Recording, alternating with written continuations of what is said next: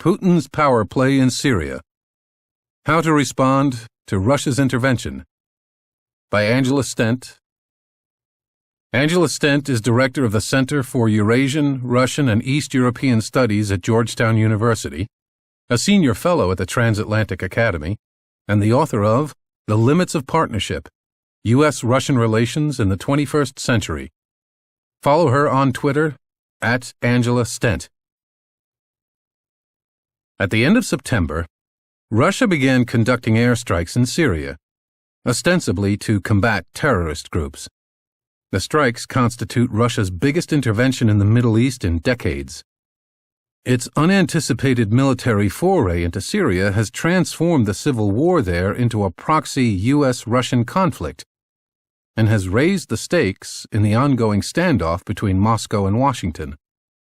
It has also succeeded in diverting attention away from Russia's destabilization of Ukraine, making it impossible for the West to continue to isolate the Kremlin.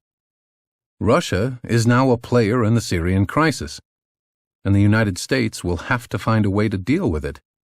Once again, Washington has been caught off guard, just as it was in March 2014, when Russia annexed Crimea and began supporting pro-Russian separatists fighting Ukrainian forces in eastern Ukraine. For all of Russia's domestic problems, a shrinking economy, a declining population, and high rates of capital flight and brain drain, it has projected a surprising amount of power, not only in its neighborhood but also beyond. U.S. President Barack Obama may refer to Russia as a regional power, but Russia's military intervention in Syria demonstrates that it once again intends to be accepted as a global actor and play a part in every major international decision. This will be a vexing challenge not only for Obama during his remaining time in office, but also for the next occupant of the White House. Why has Washington been so slow to grasp the new Russian reality? Russian President Vladimir Putin has not kept his agenda a secret. In February 2007, for example, he delivered a scathing critique of U.S. foreign policy at the Munich Security Conference. One state, and of course, first and foremost the United States, has overstepped its national borders in every way, he warned. Countless times since, Russia has vowed to replace what it sees as a coercive U.S.-led global order with one in which the West respects Russia's interests. In retrospect, Russia's war with Georgia in August 2008 signaled Moscow's willingness to use force to prevent its neighbors from drifting toward the West and to reassert its influence in areas that were formerly part of the Soviet Union. But the United States and its allies have repeatedly underestimated Russia's determination to revise the global order that Moscow feels the West has imposed on Russia since the fall of the Soviet Union. As the United States gears up for the 2016 presidential election, it faces two central challenges in deciding how to deal with Russia. First, it needs to determine the nature of Russia's objectives in Syria and Ukraine. Second, because Russia depends on a highly personalized political system, Obama and his would-be successors need to decide how to manage relations with Putin. An especially difficult task, given the overwhelming pressure on the campaign trail to look tough. The evidence suggests that if the next president wants to engage with the Kremlin in a way that is consistent with U.S. interests, he or she should focus on concrete areas where the two countries can and must work together, particularly nuclear and conventional military issues. Continuing to isolate Russia is not likely to work. Instead, the next U.S. administration should clearly communicate to the Kremlin what American interests and values are, and join with U.S. allies in resisting further Russian attempts to unravel the post-Cold War order. Inferiority complex. Over the past quarter-century, Moscow and Washington have worked together most successfully when Moscow has felt that it has been treated as an equal. This explains the success, for example, of U.S.-Russian arms control treaties, such as New START, which were designed to deal with the nuclear legacy of the Cold War. Similarly, although the negotiations were arduous and drawn out, Russia and the United States successfully worked together alongside 4 other world powers, to reach a nuclear deal with Iran. Indeed, Putin earned rare praise from Obama for his role in securing the agreement. Moscow and Washington have also been able to work together in instances in which they shared narrowly defined common interests. In the fall of 2001, for example, Russia aided the United States in its initial military campaign in Afghanistan, providing information and intelligence that contributed to the U.S. defeat of the Taliban.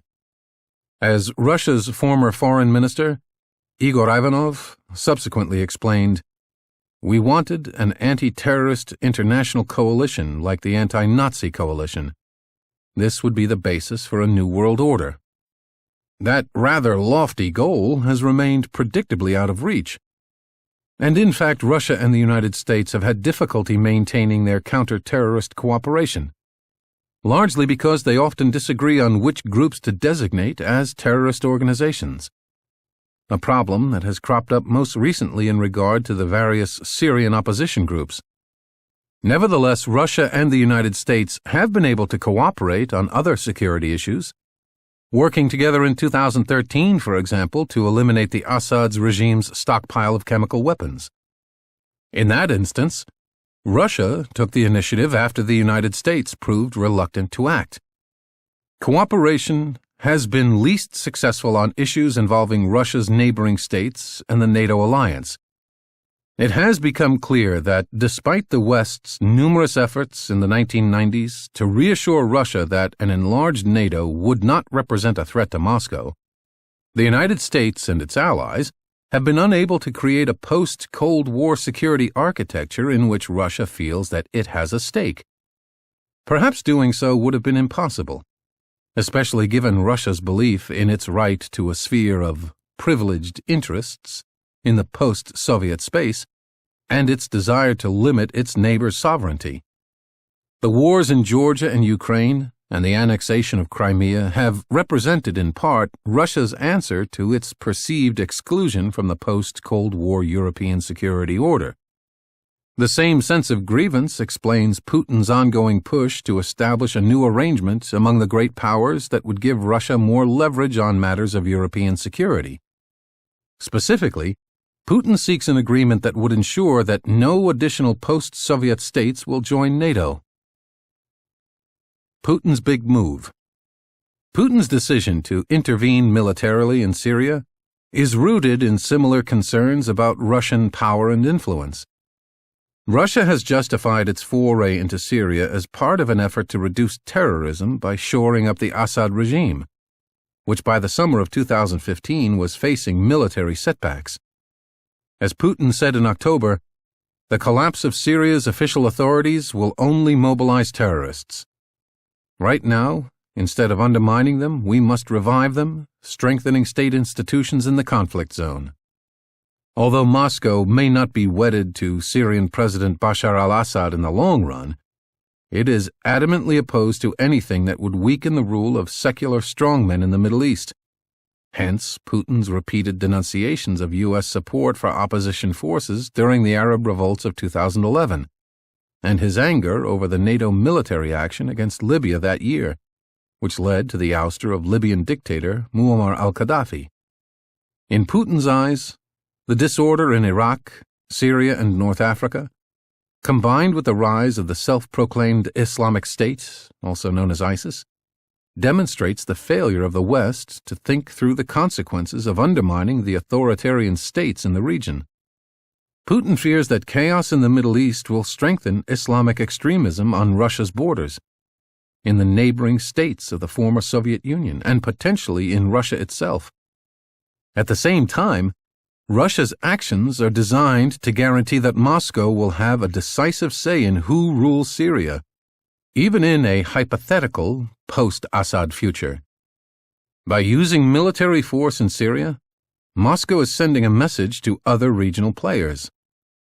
Unlike the United States, Russia will support leaders and governments against popular uprisings and will not desert them when opposition groups attempt to seize control, as the United States abandoned Egyptian President Hosni Mubarak in 2011. The Syrian gambit is thus part of a broader move to recoup Russian influence in the Middle East, In the second half of 2015, the leaders of Egypt, Israel, Jordan, Kuwait, Saudi Arabia, and the United Arab Emirates all visited Moscow, and some have signed agreements to purchase arms from Russia. In July, Saudi Arabia pledged to invest up to $10 billion in Russia, mostly in agricultural projects. If Riyadh delivers on that promise, it will be the single largest foreign investment in the country. Israel and Russia have maintained a steady dialogue as the crisis has progressed in Syria, partly to ensure that Russian aircraft don't clash with the Israeli jets that have occasionally struck targets in Syria, including those associated with the Lebanon-based militant group Hezbollah, which has sent thousands of fighters to Syria to aid the Assad regime. Although the Israelis have no particular affection for Assad, they seem to share Russia's preference that his regime stay in place, because what comes after Assad could be more detrimental to Israel's security. Israeli officials have quietly pointed out that under Assad's rule, Israel's border with Syria has been calm. Domestic political factors also contribute to Putin's calculations.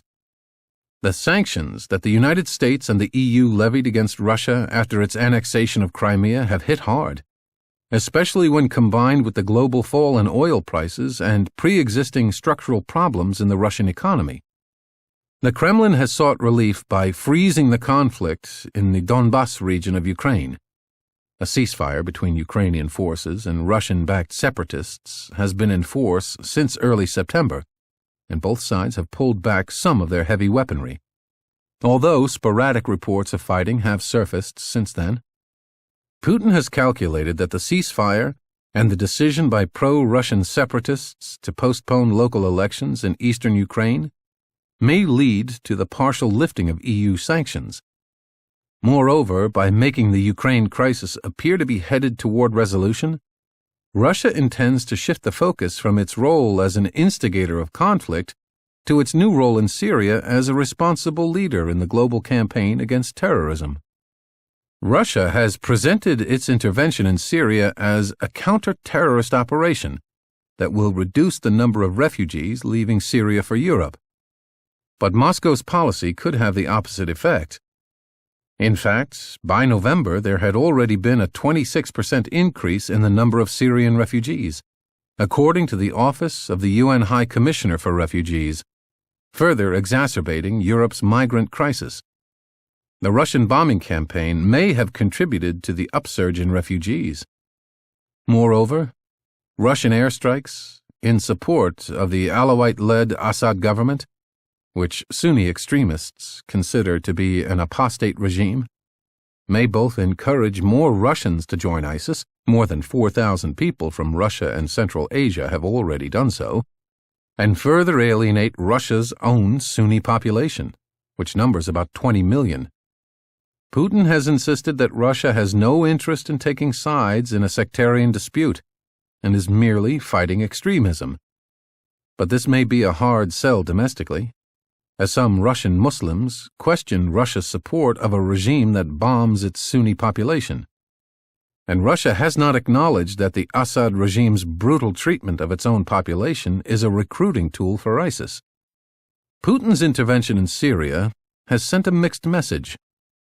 On the one hand, he has blamed the United States for creating the conditions that allowed ISIS to emerge. On the other, he has offered to join the United States in an anti-ISIS coalition.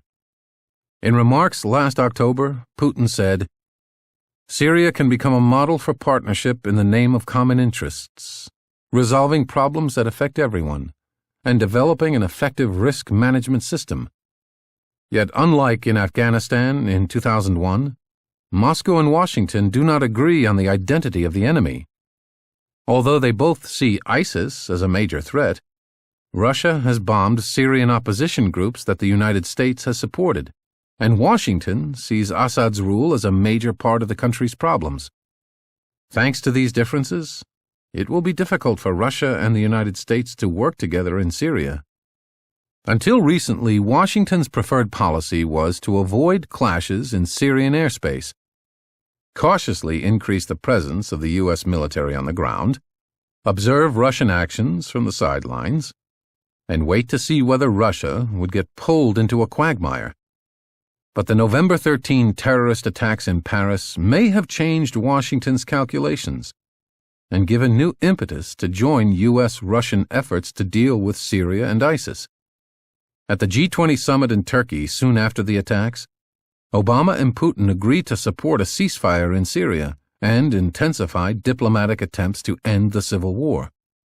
At the very least, Putin has succeeded in getting Washington to engage more closely with Russia and abandon policies aimed at isolating it.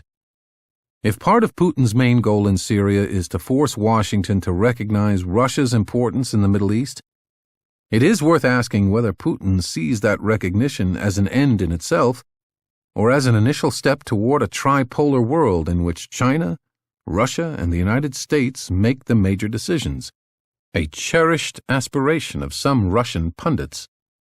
On the other hand, although it is tempting to search for a broader strategy behind Russian military activity in Syria, it's quite possible that Putin charged into the conflict without thinking through the endgame.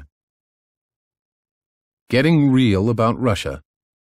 For the remainder of Obama's second term, tensions over Syria and Ukraine will dominate U.S.-Russian relations. The best that can be achieved in Ukraine in the near term is a frozen conflict in which the ceasefire holds even though Kiev remains unable to control the Donbas region, and Russia continues to exercise influence there through its proxies.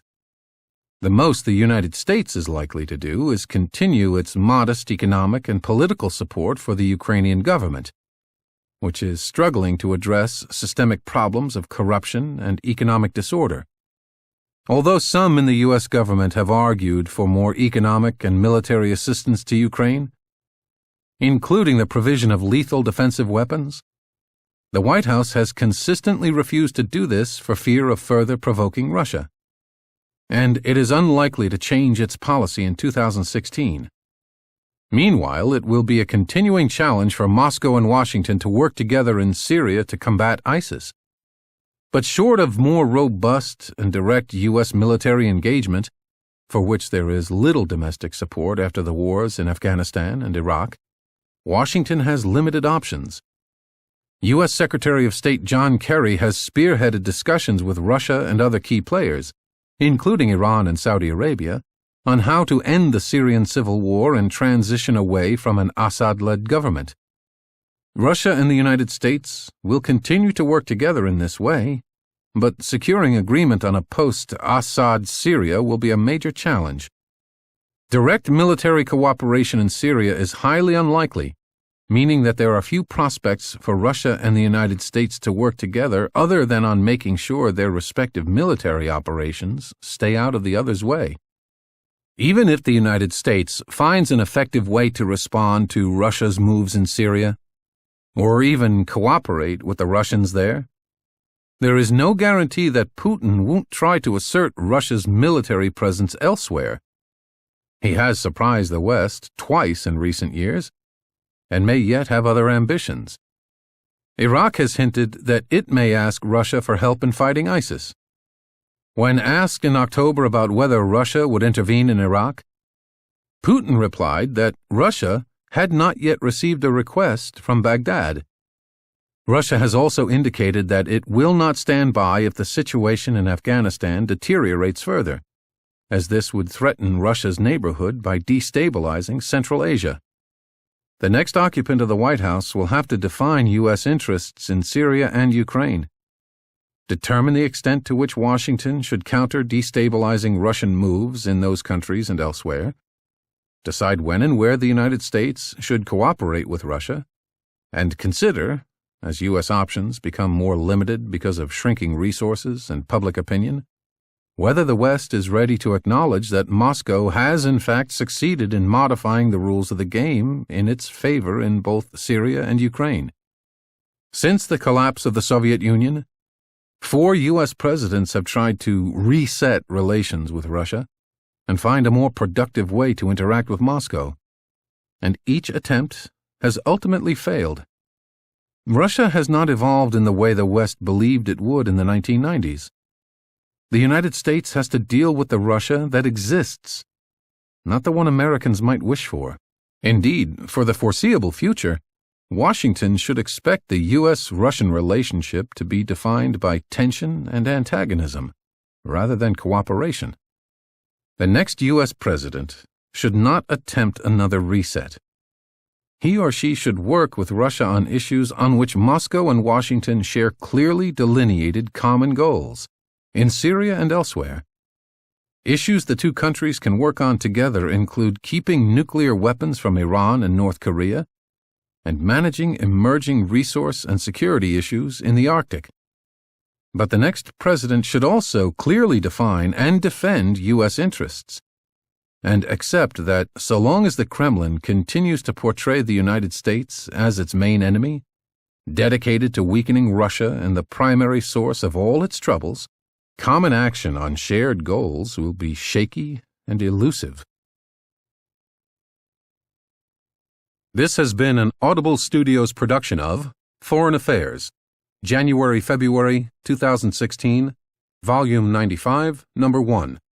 Copyright 2016 by the Council on Foreign Relations. Production copyright 2016 by Audible Inc. Audible Studios is a division of Audible Inc.